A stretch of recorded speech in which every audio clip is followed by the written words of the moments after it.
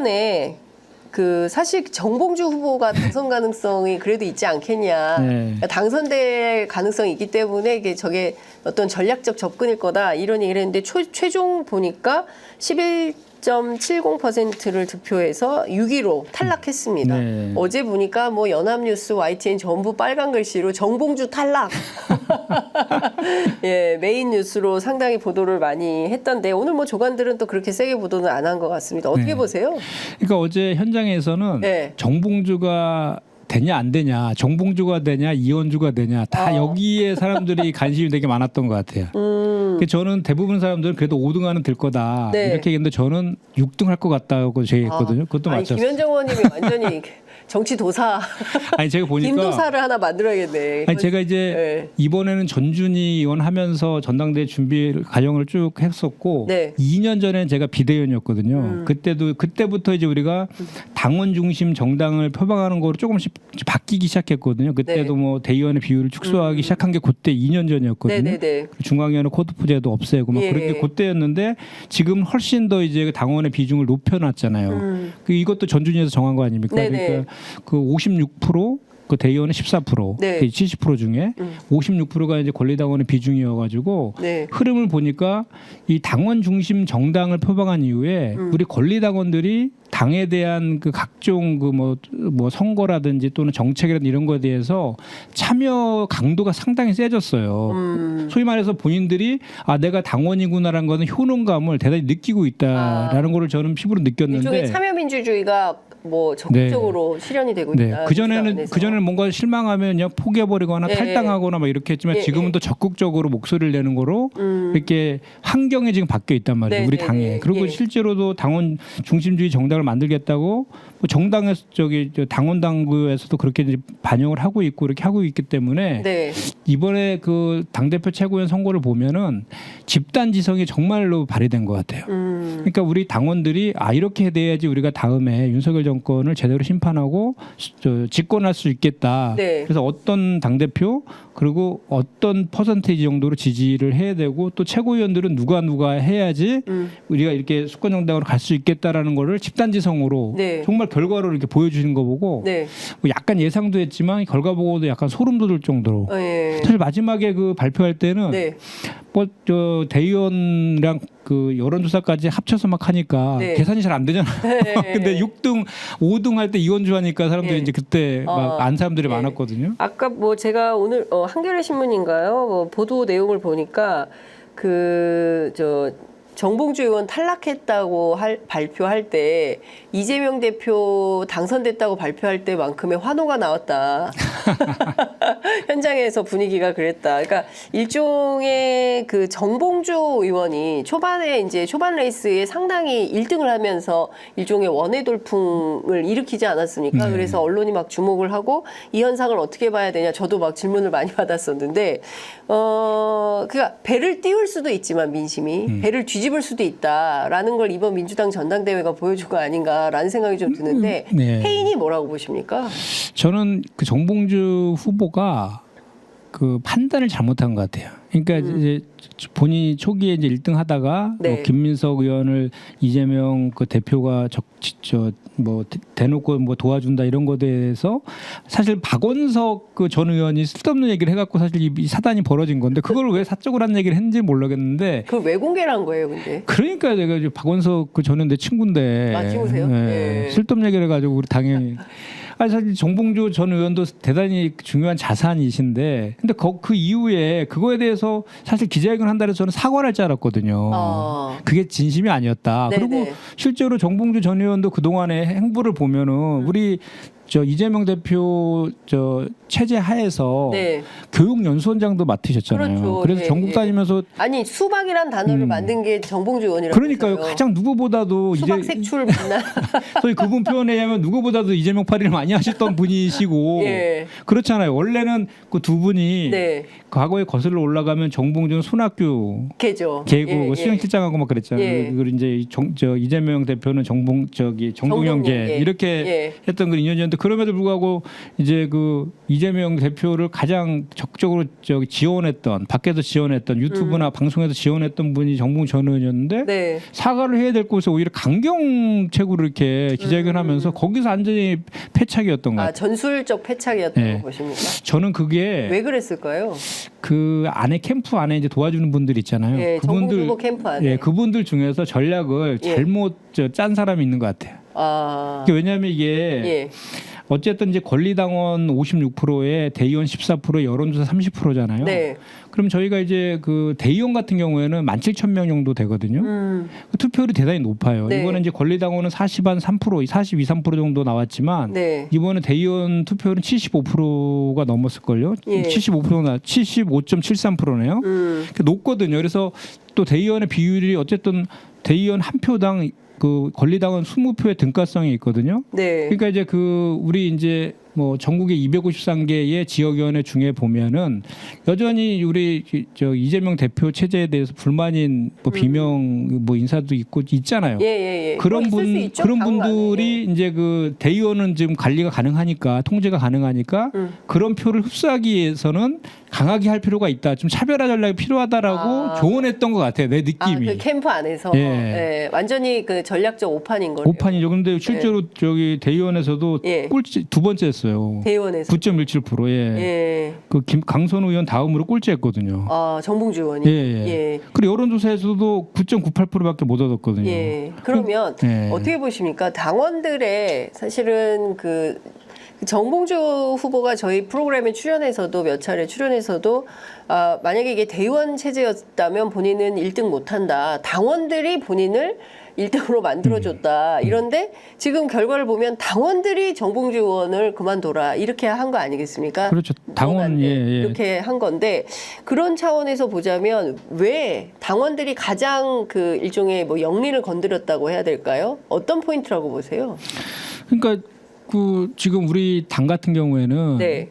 자꾸 일국 체제라 그런 저 동의하지 않고 단일 체제라는 단일 그 이재명 단일대오? 단일 대오 이거는 예. 저는 맞다라고 생각을 하는데 그게 맞잖아요. 그 네. 단일 대오를 통해 가지고 당내 다양성은 존중하되 예. 이재명 대표를 중심으로 해서 윤석열 정권의 실정에 맞서 맞서고 싸우라. 또 대한 예. 정당으로서의 그 능력을 보여줘야 되는 게 우리 지금 그 당원들의 적극적인 그 저 의사잖아요. 그럼에도 불구하고 그거에 대해서 사석이라 해서 그 뭐 대통령을 되면 안 된다라든지 네. 이런 표현을 한 거는 이재명 대표는 대통령 돼서는 안 된다. 그건 뭐 농담이나 진담을 이렇게 떠나서 근데 선을 그럼 안 왜 내놓는 거죠. 그런지를 자기가 설명을 할 필요는 없겠습니까? 왜 그런 판단을 하는 건지 그 설명을 한 적이 있나요?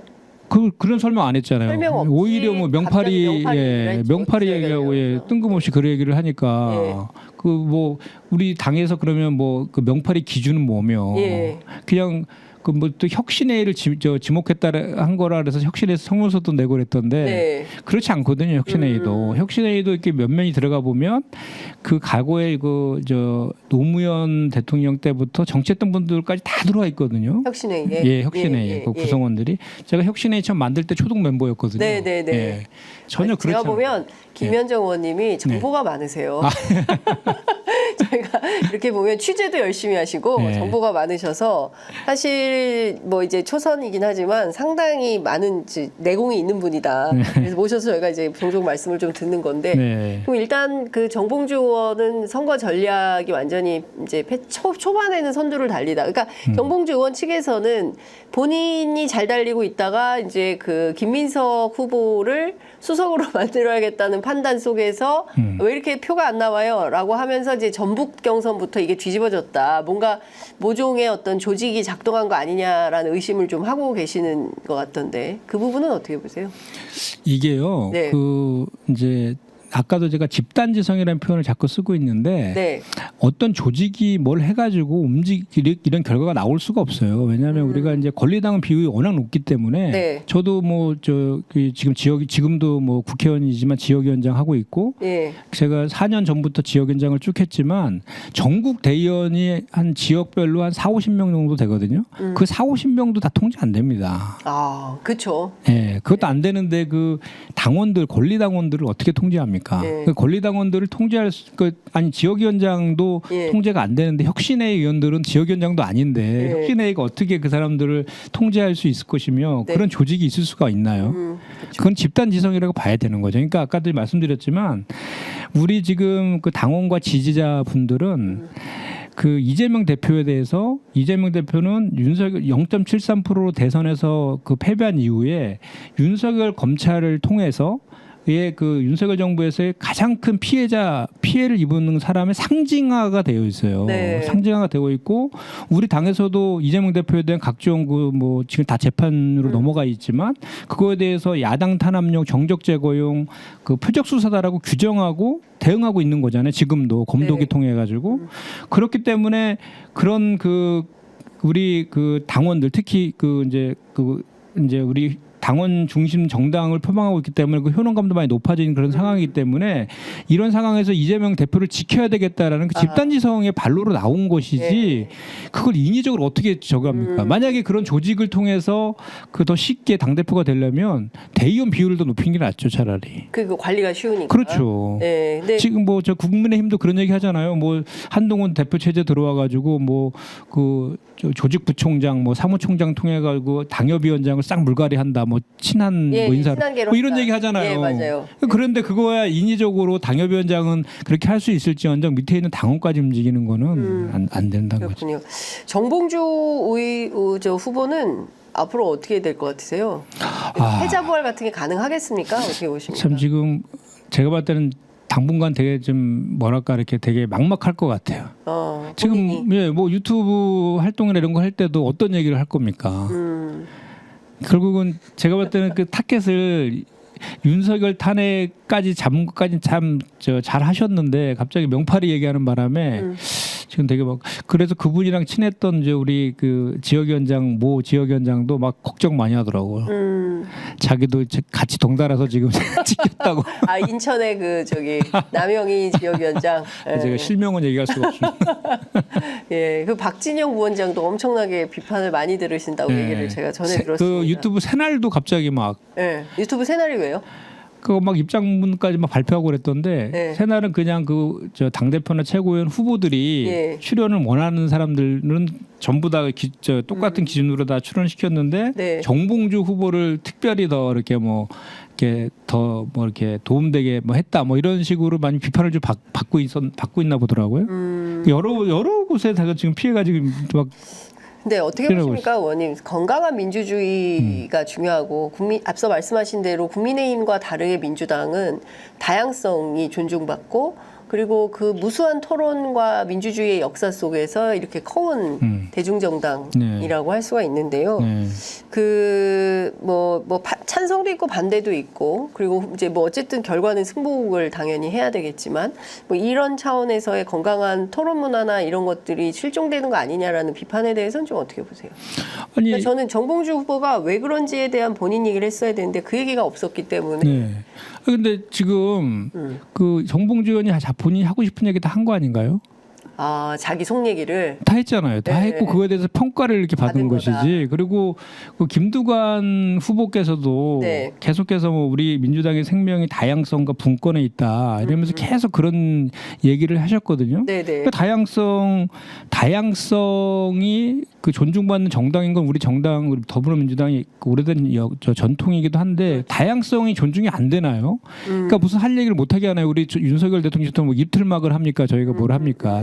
다 하고 싶은 얘기는 다 할 수 있는 거죠. 그러니까 다만 이제 김두관 후보께서 연설할 때 제가 몇 차례 이렇게 현장에서 들어보니까 그 다양성을 존중하고 이런 것들은 다 그렇게 하고 있는데 마치 이재명 대표가 다양성을 억누르고 있다는 듯이 그 표현을 하는 것은 오히려 그 다양성이라는 그 표현 속에서 당을 오히려 갈등과 분열로 조장했다라고 당원들한테 받아들이게 된 거예요. 당원들 그렇게 받아들인 거예요. 그러다 보니까 정말 12.12%밖에 못 얻으신 거잖아요. 그러니까 지난번에 박용진 후보에 비해서 더 쪼그라들었다 뭐 이런 평가를 보수 언론들이 하던데요. 이건 어떻게 봐야 됩니까? 그 문재인 전 대통령이 그 다시 민주당 정부를 세우기 위해서 힘을 모으려면 관건은 지지율 확장인데 이 확장을 가로막는 편협하고 배타적인 형태를 단호하게 배격하자 이 말을 했다가 야유가 쏟아졌다는 맞아요. 언론 보도가 있습니다. 왜 야유가 쏟아졌을까요? 문재인 대통령의 메시지에 대해서? 그러니까 지금 제가 좀 제가 좀 제 추측으로는 네. 그 문재인 전 대통령님이라든지 김두관 후보라든지 그런 것 같아요. 지금은 우리 정당의 시대 정신이 바뀌었거든요. 민주당에. 예, 당원 중심 정당으로 예. 바뀌어 있거든요. 그래서 예. 당원들의 그 생각, 예. 집단 지성이 무엇인가를 예. 잘 생각해야 되는데 예. 여전히 저는 그런 그 표현의 맥락 속에는 예. 그 뭐랄까 선도 투쟁한다 그러잖아요 우리가 그 전에 우리 의원들이 자꾸 이제 우리 당원들의 뜻을 받들어서 그 뜻에 따라서 이렇게 의정 활동이나 정치를 해야 되는데 본인들이 당원들을 끌고 가려고 하는 거기에서 많이 그 실수를 한다. 현장의 목소리를 대변하지 않고 본인이 끌고 가려고 하는 그런 그 이제 국회의원 배지만 달면 그 섬 안에 갇히더라 이런 비판들을 많이 했었거든요. 저도 네. 원외 지역위원장 할 때 그런 생각을 좀 했었거든요. 예, 예. 그런데 지금 중요한 건 뭐냐면 중도의 확장성을 자꾸 얘기하지만 네. 그 중도라는 실체가 있습니까? 중도는 그때마다 그 현안에 대해서 캐스팅 보터들이 판단을 하는 거잖아요. 그래서 판단을 해서 판단하는데 예를 들어서 지금 최근에 뭐 독립기념관장 임명이라든지 뭐 권익위 명품백 수수라든지 최혜병 그 수사회 의혹 이런 거에 대해서 중도층이 어떻게 생각합니까? 네. 아니 반대하죠. 그건 있을 수 없는 일이죠. 그렇잖아요. 네, 그러니까 중도라는 것이 실체가 없다는 거. 그러니까 어떤 사안에 대해서 예스 아니면 노죠. 예. 그러니까 이 사안에 대해서는 그러니까 이런 거죠. 그러니까 저는 중도라는 게 뭐 여론조사 보면 항상 이제 보수, 중도, 진보 이렇게 나눠서 이제 네. 선택을 하도록 되어 있는데 저는 캐스팅 보터라고 생각하거든요. 그러니까 민주당이 잘한다고 판단할 때는 민주당 찍고 또 보수 정당이 잘한다고 판단할 때는 보수 정당 찍고 뭐 민주당 싫어서 보수 정당 찍고 보수 정당 싫어서 민주당 찍고 그러니까 그때 표심이 달라지는 이런 부분들이 좀 중도라고 봐야 되지 않나. 그렇죠. 그래서 네. 제가 말씀드린 그 중도 확장성에 대해서 네. 예를 들어서 뭐 김건희 여사의 그 명품백 뇌물수수한 거에 대해서 뭐 이게 그거는 잘못됐다. 잘했다. 둘 중에 하나지 중간치는 없는 거잖아요. 그런 그렇죠. 의미에서의 중도는 그거에 대해서는 명확하게 수사하고 특검만 해야 된다라는 게 중도의 표시, 중도의 마음이라고 생각하는 거거든요. 그렇기 네. 때문에 지금 현재 중도 확장성이라는 것은 그 중도 합리적으로 생각하는 국민들이 무엇을 원하는가에 대해서 네. 더 오히려 선명하게 야당으로서 역할을 하는 것이 중도 확장성이 있다고 보거든요. 네네네. 그런데 그냥 막연하게 예를 들어서 윤석열 정권의 실정에 대해서 적당히 그냥 적당한 선에서 그냥 하다가 말고 이게 예. 중도가 원하는 게 아니잖아요. 예. 그러니까 오히려 그 실정에 대해서는 단호하게 선명한 야당의 모습을 보여주고 또 한편으로 민생과 경제도 대한정당으로서 살려내는 네. 이런 것들을 원하는 게 중도 아니겠습니까? 그렇죠. 근데 이제 저는 이런 것은 어떻게 보십니까? 이를테면은 지금 이재명 당이 바뀌었다라고 말씀하셨고 당원 중심 정당이 됐다. 저는 그건 굉장히 그 민주당에게 좋은 자산이고 앞으로 대중정당으로서 나아가는데 더 큰 역할을 하실 거라고 생각을 합니다. 그 당원들이. 근데 이제 당은 항상 노선 싸움을 하게 되잖아요. 어떤 노선으로 가져갈 거냐. 그래서 당장 뭐 상속세, 그 다음에 금투세, 뭐 이런 등등의 뭐 종부세 이런 거에 대해서 당내에 조금 이견이 있는 걸로 알고 있거든요. 네. 그러니까 이런 것들은 좀 어떻게 정리종합될 걸로 전망하십니까? 저는 잘 그 수렴될 거라고 봐요. 이게 바로 이렇게 당내 이견 있는 게 그 다양성 존중하고 있는 거 아닌가요? 그렇죠. 네. 근데 자꾸 다양성이 존중하지 않는다 자꾸 이렇게 하는 것도 네. 사실 지금 뭐 그 이재명 대표께서 어제 취임하고 이제 기자 질답에서 네네. 그 얘기를 했잖아요. 금투세는 유연하게 저거 하겠다라고 네. 했고 상속세에 대해서는 그 유를 인하하는 건 반대한다. 네. 다만 이제 뭐 배우자라든지 자녀에 대한 그 공제 한도 이런 그렇죠. 것들은 현실에 맞게끔 좀 수정할 필요가 있다. 이렇게 입장을 얘기했기 때문에 일괄공제 그러니까 말씀하신 대로 세율은 건드리지 말고 일괄공제하고 배우제 공제 액수를 상향 조정하는 것은 검토할 필요가 있다. 네, 1인당 5억 이렇게 돼 있잖아요. 예, 예, 그러니까 5억 좀 부동산 같은 경우는 5억 훨씬 넘어가니까 예. 그런 거에 대해서는 좀 배우자 공제를 넓힌다든지 이렇게 유연하게 갈 수 있다 정도는 상속세에 대해서는 얘기를 했고 금투세에 관련해서는 사실 저희 제가 정무인데 네. 그 정무이랑 그 기재위의 그 소관 저거의 금투세가 원래 세금이기 때문에 기재위 소관인데 저희 정무이랑도 연관이 돼 있어서 같이 이제 연석 회의도 하고 그랬었거든요. 네네. 그때도 이런저런 의견들이 많이 나와 있었어요. 그래서 거기서도 좀 더 유예해야 된다. 네. 또는 그 시행을 하되 지금 현재 금투세 도입으로 인해서 예상되는 그런 그 문제들 있잖아요. 몇 가지 있거든요. 그거에 대해서 최대한 그 보완해 가지고 시행을 하자 이런 의견도 있고 네. 뭐 그냥 그냥 시행해야 된다 이런 의견도 있는데 제가 봤을 때는 우리 그 더불어민주당 의원들이 들어와 있는 방이 있거든요. 네네. 거기에서도 활발하게 토론도 이어지고 있어요. 좋은 현상이지 않습니까? 네, 그렇죠. 그런 거를 이제 받아 안아서 그 정책위에서 뭔가 이제 내용을 정리한 거에 대해서 당 대표도 그런 의견, 당내 의견 수렴해 가지고 결정해 나가면 되는 거라고 저는 생각하고요.